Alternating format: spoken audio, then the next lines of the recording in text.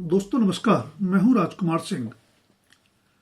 12 दिन लंबे इंतजार के बाद महाराष्ट्र को आधी अधूरी ही सही नई सरकार मिल गई। आधी अधूरी इसलिए कि अभी मात्र 3 लोगों ने शपथ ली है। बेशक महाराष्ट्र की सत्ता पर पुरानी त्रिमूर्ति ही काबिज हुई है, पर उसमें भूमिकाएं बदल गई हैं। 2 साल तक सीएम रहे एकनाथ शिंदे अब डिप्टी सीएम होंगे, जबकि उनके डिप्टी रहे देवेंद्र फडणवीस अब नए सीएम होंगे। राजनीति में ऐसा भी होता है। पहले 5 साल और फिर 80 घंटे सीएम रह चुके फडणवीस को भी पिछले 2 साल डिप्टी सीएम रहना पड़ा था, शिंदे के नीचे।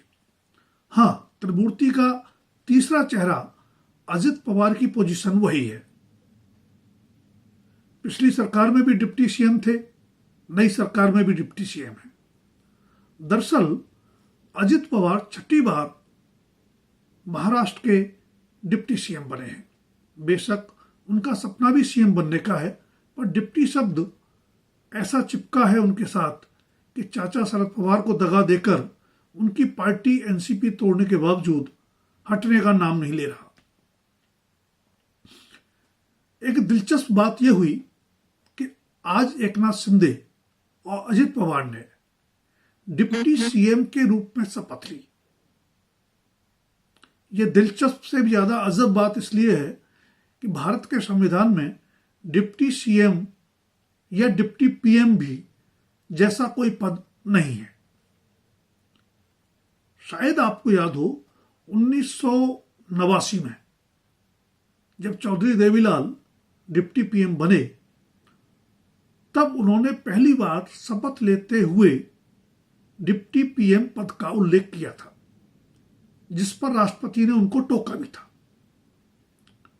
लेकिन अब 2024 में भी हम देख रहे हैं कि एकनाथ शिंदे और अजित पवार दोनों ने शपथ ग्रहण में शपथ पढ़ते हुए अपने अपने लिए डिप्टी सीएम पद का उल्लेख किया।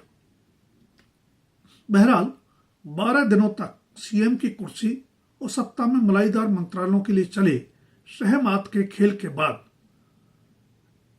हुआ इस त्रिमूर्ति का शपथ ग्रहण बमुश्किल 12 मिनट ही चल पाया। हालांकि उसमें शामिल होने के लिए प्रधानमंत्री नरेंद्र मोदी, उनके मंत्रिमंडल के कई सदस्य, एनडीए शासित राज्यों के सीएम तथा बड़े उद्योगपति और बॉलीवुड की हस्तियां भी मुंबई के ऐतिहासिक आजाद मैदान पहुंचे थे। नई सरकार में सिर्फ त्रिमूर्ति के शपथ ग्रहण से साफ है कि महायुति अभी तक सत्ता के बंटवारे की कोई युति नहीं खोज पाई है। 57 विधायकों के साथ सीएम पद पर दावा करने वाले एकनाथ शिंदे केंद्रीय गृह मंत्री अमित शाह के 2 टूक इनकार के बावजूद अब गृह मंत्रालय के लिए दबाव बना रहे हैं। 12 दिनों के घटनाक्रम का संकेत स्पष्ट है कि पिछली बार उद्धव ठाकरे सरकार गिराने के लिए शिवसेना तोड़ने की कवायद में एकनाथ शिंदे की हर शर्त मान लेने वाली बीजेपी अब खुद 132 सीटें जीत लेने के बाद किसी के दबाव में आने वाली नहीं। राजनीतिक समझ के लिहाज से तो यह 23 नवंबर को महाराष्ट्र का जनादेश आने के साथ ही स्पष्ट हो गया था कि नया मुख्यमंत्री बीजेपी का ही होगा, जिसका चयन पार्टी और राष्ट्रीय स्वयंसेवक संघ मिलकर करेंगे। उम्मीद के मुताबिक सीएम पद के लिए देवेंद्र फडणवीस ही चुने गए, लेकिन सब कुछ जानते हुए भी शिंदे ने जिस तरह बालहट के अंदाज में सीएम पद के लिए राजहट की, उससे उन्होंने महायुति में अपनी स्थिति और कमजोर कर ली है। उनकी बीमारी वास्तविक हो सकती है, लेकिन उस बहाने आराम के लिए गांव चले जाने को बीजेपी ने सहजता से नहीं लिया। फडणवीस ने सीएम आवास जाकर शिंदे से मुलाकात में निश्चय ही कोई सख्त संदेश दिया होगा, तभी वो माने। फिर भी 4 दिसंबर की शाम राज्यपाल के समक्ष नई सरकार के गठन का दावा पेश करने के बाद संयुक्त प्रेस कॉन्फ्रेंस में शिंदे जिस तरह 5 दिसंबर को अपनी शपथ की घोषणा से बचते रहे और अजित पवार को सुबह शाम शपथ लेने का अनुभव होने का कटाक्ष किया, वह व्यवहार इतने बड़े राज्य का सीएम रह चुके व्यक्ति से अपेक्षित नहीं था।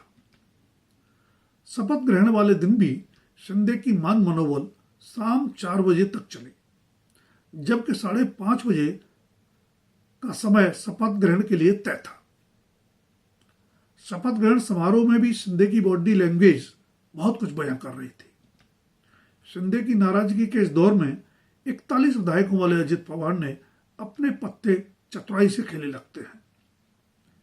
फडणवीस से अजित की ट्यूनिंग पहले से ही अच्छी है।